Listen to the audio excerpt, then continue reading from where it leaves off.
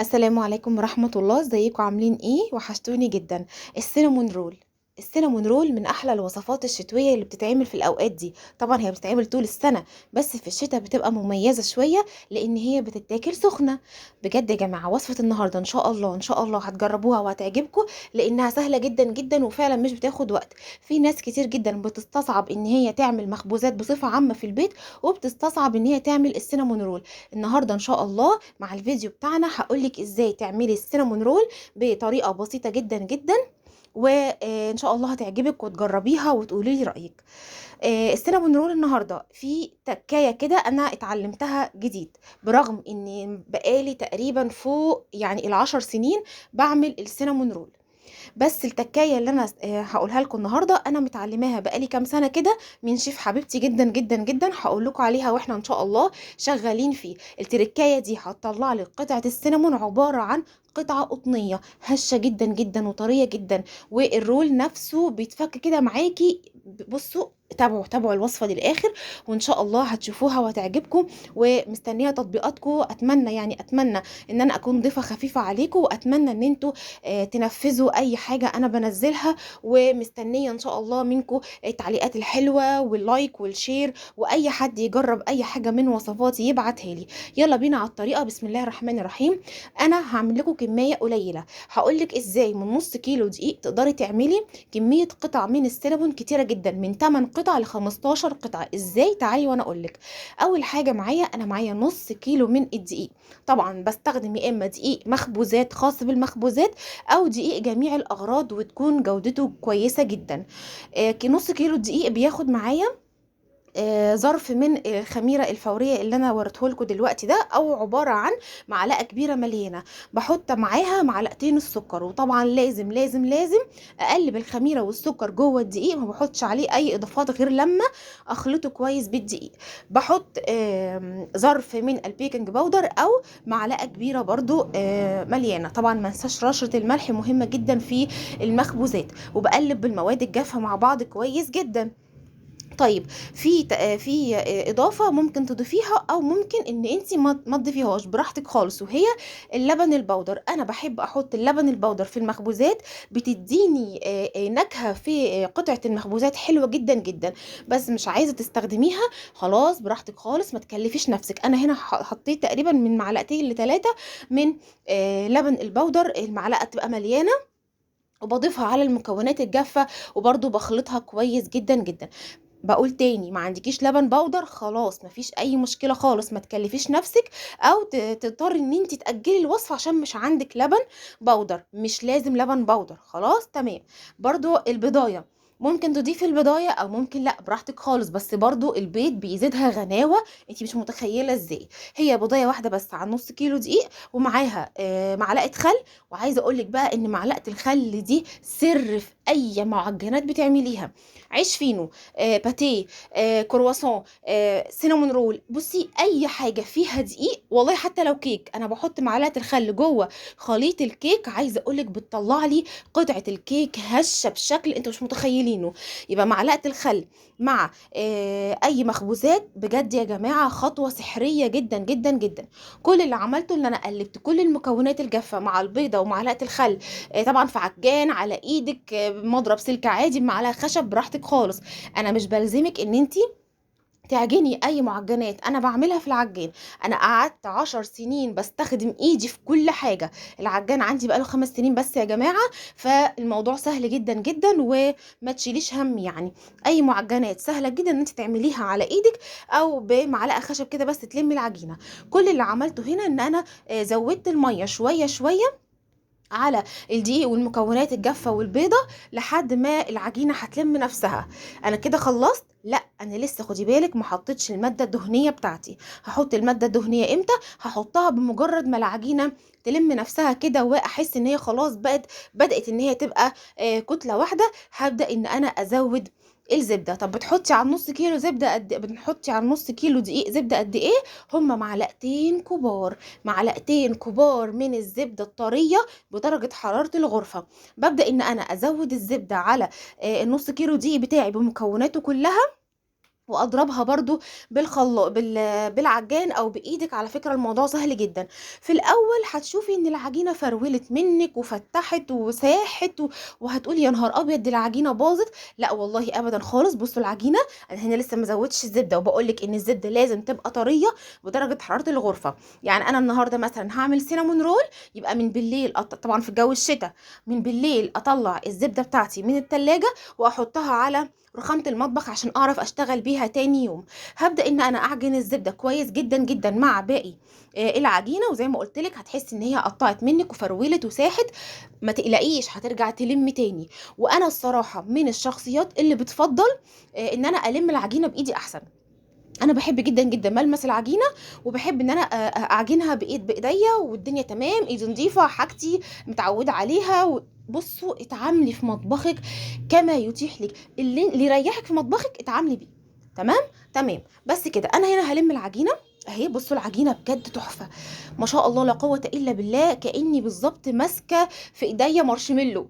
انتوا متخيلين ملمس المارشميلو عامل ازاي؟ هي العجينه بالظبط. انتوا شايفين انها بتلزق؟ لا خالص والله هي مش بتلزق ولا حاجه. وهقول لك بالدليل.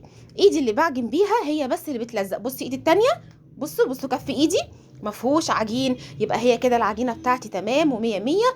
كل اللي هعمله ان انا هاخدها على الكاونتر او على الرخامه، وهعجنها بس بايدي عجنتين كده، لاني بحب زي ما قلت لكم ان انا المس كده العجينه، وبتديني طاقه ايجابيه حلوه جدا جدا.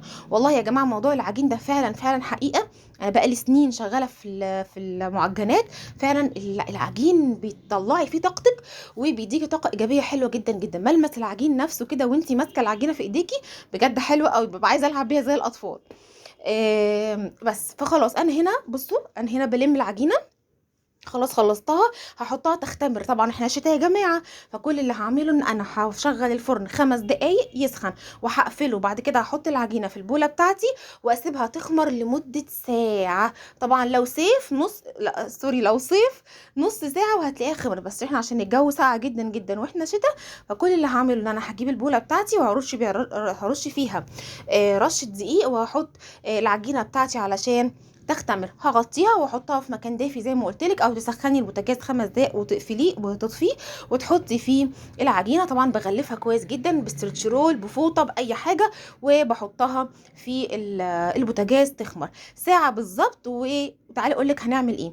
هنعمل الكريمه بتاعه السينامون رول او صوص الجبنه بتاعي. طبعا اي نوع جبنه انت بتحبيه هاتيه واستعمليه، الانواع كتير جدا جدا في السوق، واللي يريحك هاتيه. تمام، غالي بقى رخيص، المهم يبقى نكهته وطعمه من غير اضافات. يعني تبقى جبنه بس مخصصه ان انت اللي تنكهيها. تمام. تمام. باخد كوبايه من الجبنه الكريمي اي نوع زي ما اتفقنا. ودي طريقتي يا جماعه في الصوص بتاع السينامون. باخد كوباية من الجبنة الكريمي وبحط عليها 4 معالق كريم شانتيه، او تقريبا كده نص كوباية من الكريم شانتيه. وباخد معلقة زبدة طرية، مش عايز تحطي الزبدة ما تحطيش، بس هي بتديها غناوة ولون حلو جدا. تمام. والزبدة بتبقى طرية بدرجة حرارة الغرفة عشان تتضرب كويس مع الكريمة والجبنة والكريم شانتيه واللبن. تمام. يبقى انا هنا حطيت كوبايه جبنه كريمي اي نوع تفضليه، وحطيت معلقه زبده، وكمان هحط 4 معالق من الكريم شانتيه، او زي ما قلت لك اللي هي نص كوبايه كريم شانتيه. الكريم شانتيه عندي هنا كريم شانتيه خام مش محلى، فهحط مع الكريم شانتيه من 2 ل3 معالق سكر بودر مليانين. وطبعا لازم ننخله علشان بيبقى فيه تكتلات. وبعد ما بخلص ضرب الكريمه بتاعتي بدوقها، لو محتاجه سكر بزود سكر تاني وارجع اضربها تاني. طيب هتضربيها بايه؟ عادي جدا، يا اما المضرب السلك، يا اما المضرب الكهربائي، يا اما بمعلقه عاديه. برضو الخطوه دي اختياريه، اللبن البودر اختياري، بس عايزه اقول لكم ان هي بتدي نكهه تحفه جدا. تمام. يبقى انا هنا زودت مع الجبنه الكريمي والزبده والكريم شانتيه، حطيت معلقتين لبن بودر ونص كوبايه لبن، وهضرب المكونات دي كلها مع بعضها. حسيتها تقيله هزود اللبن واحده واحده واضرب تاني لحد ما احس ان خلاص قوام الصوص بتاعي اتظبط وتمام مية مية. بس خلاص حسيت ان هو خفيف قوي زيادة عن اللزوم، هزود جبنة كريمي. بس كده خلاص، انا مش محتاجه اكتر من كده. انا هنا خلصت الصوص بتاعي. هبدا ان انا اشيله بقى على جنب، ونعمل الحشو اللي انا هحشيه جوه السينامون رول، اللي هو القرفه والسكر والكاكاو البودر. يلا بينا نروح نعمل الحشو بتاع السينامون رول. هجيب طبق او بوله او اي حاجه عندك. هتحطي فيها ايه؟ هتحطي فيها 4 معالق من السكر السنترافيش او السكر الحبيبات الابيض. تمام، 4 معالق او 3 معالق. طيب هحط قد ايه قرفه؟ هحط معلقتين صغيرين قرفه بس. طب لازم اضيف كاكاو خام؟ لا خالص، مش لازم خالص خالص، براحتك خالص. ممكن تحطي السكر والقرفه فقط وتكتفي بذلك. لكن انا بحب احط معاها معلقه كاكاو خام. بتديها نكهه حلوه جدا جدا ولون حلو قوي قوي قوي. خلاص، يبقى انا حطيت من 3 ل4 معالق سكر سنترافيش او سكر حبيبات ابيض، وحطيت معاها معلقتين قرفه صغيرين مليانين. وهحط زي ما قلت لك، دي برضو حاجه اختياريه من عندي، او في ناس كتير جدا بتعملها، معلقه كاكاو خام. بس خلاص، كل اللي بعمله ان انا بخلط المكونات دي مع بعضها كويس عشان تتداخل مع بعضها، وبسيبها على جنب علشان وانا لما اجي بقى افرد العجينه بتاعتي، ابدا ان انا هقولك هوريكي هنعمل ايه. تعالوا نجهز الصينيه بتاعتي. الصينيه بتاعتي بتبقى عاليه كده شويه عشان لما السينامون بتاعي يخمر ما يطلعش بره الصينيه. طيب برضو ممكن هنا يا اما تحطي ورق زبده، يا اما تحطي، يا اما قصدي تدهني الصينيه حته زبده.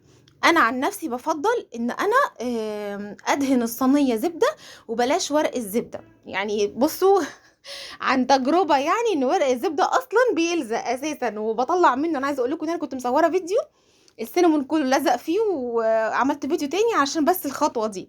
فاحنا سيبنا خالص من موضوع ورق الزبده. هندهن اي صينيه عندنا زبده، وهنجيب ما شاء الله لا قوه الا بالله العجينه بتاعتي بعد ساعه من التخمير. هوريكم التخمير الصح وتتاكدي ازاي ان العجينه بتاعتك اختمرت صح. شايفين الخيوط العنكبوتيه دي؟ عايزه اقول لكم ان كده ما شاء الله لا قوه الا بالله العجينه بتاعتي اختمرت مية مية. كل اللي هعمله ان انا هرش رشه دقيق كده على الكاونتر او على الرخامه او على اي حاجه، وهبدا ان انا افرد العجينه بتاعتي بقدر الامكان على شكل مستطيل. تمام، او يعني بحيث ان انا لما اجي ارول او لما اجي الف الرول تبقى الرول متساوي عندي وما هقدرش في العجينه بتاعتي. بس كده الموضوع سهل جدا ان شاء الله، وهتجربيه وهتعرفي انه سهل ومش هياخد منك وقت خالص. كل اللي هعمله رشه دقيق، بعد كده العجينه ورشه دقيق خفيفه جدا من فوق، وبفرد زي ما قلت لك العجينه بتاعتي بقدر الامكان على شكل مستطيل. بس خلاص، باخد معلقتين زبده. لو مش طريه قوي بضطر ان انا بس ايه اديها تسييحه خفيفه كده، وبدهن العجينه او بدهن السينامون كله بالزبده كده زي ما انتم شايفين. وبحاول بقدر الامكان ان انا ادهن يعني الوش كله بالزبده كده زي ما انتم شايفين. بس خلاص، الخطوه الجايه دي بقى والله خطوه مهمه جدا، لو عملتيها هتحسي فعلا بالفرق. الحشو بتاعي السكر والقرفه والكاكاو، لما باجي ارشه او اوزعه على الزبده دي، باجي تاني بالمعلقه اقوم ضغطه او فرداه على الزبده بحيث ان هو يختلط بالزبده، فتبقى الطبقه بتاعتي ثابته في العجينه. لا هتقع بقى من عجينه لما تتقطع، ولا وهي مثلا في السوا تنزل في الصينيه، ولا اي حاجه خالص. هوريكي دلوقتي هنعمل ايه. وبجد الخطوه دي حلوه جدا جدا، ان انا بدخل الحشو بتاعي مع الزبده فيبقى طبقه واحده علشان ما يقعش مني وانا بلفه، ولا يقع مني بعد ما اقطعه قطع زي ما احنا هنشوف دلوقتي. بس كده الموضوع سهل وبسيط، وان شاء الله يبقى سهل عليكي وتجربيه.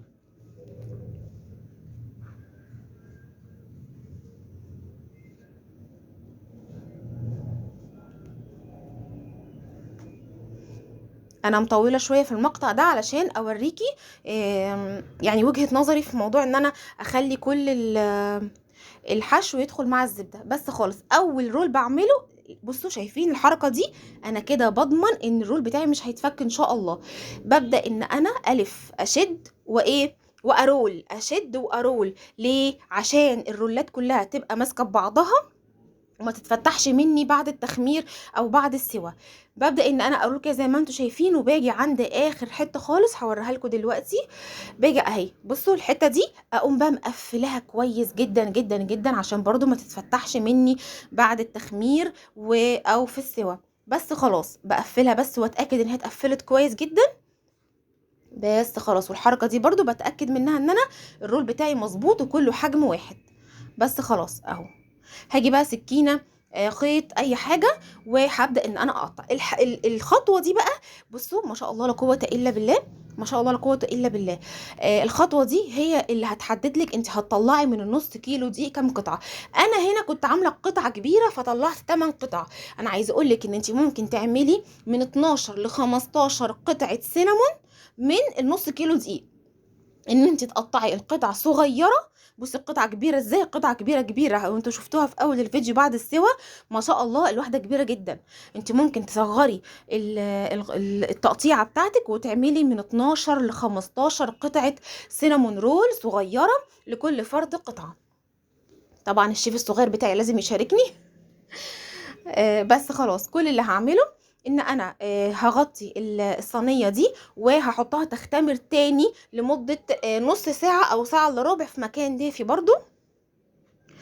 لازم الخطوه دي علشان لما يعني تخش بقى البوتاجاز تستوي تطلع مظبوطه مية مية. كل اللي هعمله ان انا هغطيها بفوطه او ستريتش رول او ايا كان، وهحطها برضو في مكان دافي علشان تختمر لمده نص ساعه او ساعه الا ربع. بس كده الموضوع ان شاء الله سهل وبسيط، وهوريها لكم بعد التخمير هيبقى شكلها عامل ازاي.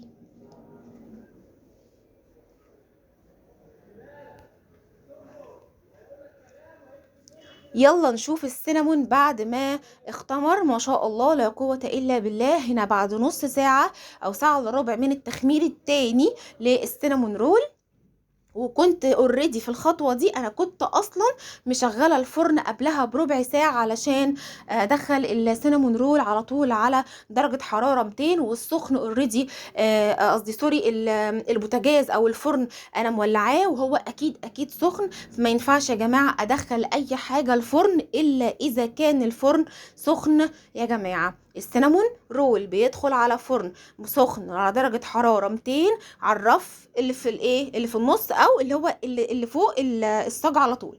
الخطوه السحريه اللي انا قلت لكم ان انا اتعلمتها من شيف حبيبه قلبي، شيف مروه الشافعي. الخطوه دي يا جماعه بتطلع لك السينامون القطعه بتاعتها انتوا مش متخيلين طريه قد ايه. لبن او كريمه، هو المفروض كريمه بس انا ما كانش عندي كريمه فحطيت لبن. بعد 10 دقايق من دخول السينامون رول الفرن بطلعه بعد 10 دقايق وارش عليه يا اما اللبن يا اما الكريمه، وادخله يكمل 10 دقايق كمان، بيطلع لي بالمنظر التحفه ده.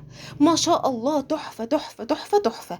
بس كده، كل اللي هعمله ان انا هستنى بعد طلوعه من الفرن 3 دقايق او 4 دقايق بالكتير، وهبدا احط عليه الكريمه بتاعتي. خلص السينامون رول، خلص السينامون رول. والله يا جماعه تحفه جدا جدا وسهل. اعملي كل حاجه في بيتك، املي بيتك كده خير وبركه. الشتا كده بيحب ان انت تشغلي كده البوتاجاز وتدفي البيت. شغلي كده بوتاجازك، قومي اعملي حاجات لاولادك حلوه تفرحي بيها وتفرحيهم بيها وتحسسيهم كده ان هم غاليين عندك. بس خلاص الموضوع سهل وبسيط، وان شاء الله تجربوه ويعجبكم. وطبعا موضوع الصوصات ده يا جماعه اختياري بحت. انا هنا حطيت البيزك صوص اللي هو الصوص الابيض اللي احنا عملناه، وهحط عليه صوص كراميل. صوص الكراميل انا كنت عملت لكم قبل كده فيديو ليه مخصوص، عملناه مع بعض. ان شاء الله باذن الله هبقى نعمله تاني مع بعض وهبقى انزله لكم. بجد الصوص الكراميل اللي بيتعمل في البيت بعمله بطريقه اقتصاديه جدا جدا جدا. هعمله معاكي تاني وهقولك ازاي تعمليه. بصوا شايفين قوام الكراميل تحفه، فظيع ما شاء الله لا قوه الا بالله. بس ما عملتش اكتر من كده. عايزه تحطي صوص لوتس حطي، صوص نيوتيلا حطي، طبعا البدائل. ايه تاني؟ طبعا الترند البيستاشيو براحتك خالص، بس انا بحب البيزك صوص مع الكراميل. بس خلاص خلصت وصفتنا. وتعالوا شوفوا لي قطعه السينامون، تعالوا شوفوا لي الجمال والطراوه، ومش ممكن مش ممكن. بصوا ما شاء الله هفتح لكم دلوقتي القطعه من جوه هتشوفوها قد ايه هي طريه، والرول بيفتح. بصوا شايفين ما شاء الله لا قوة إلا بالله. ألف هنا وشفا لكل حد داق من إيدي شغل سليم، وشكرا ليكم جدا جدا، وأشوفكم إن شاء الله في فيديو جديد، والسلام عليكم ورحمة الله وبركاته. لايك وشير واشتراك في القناة. سلام.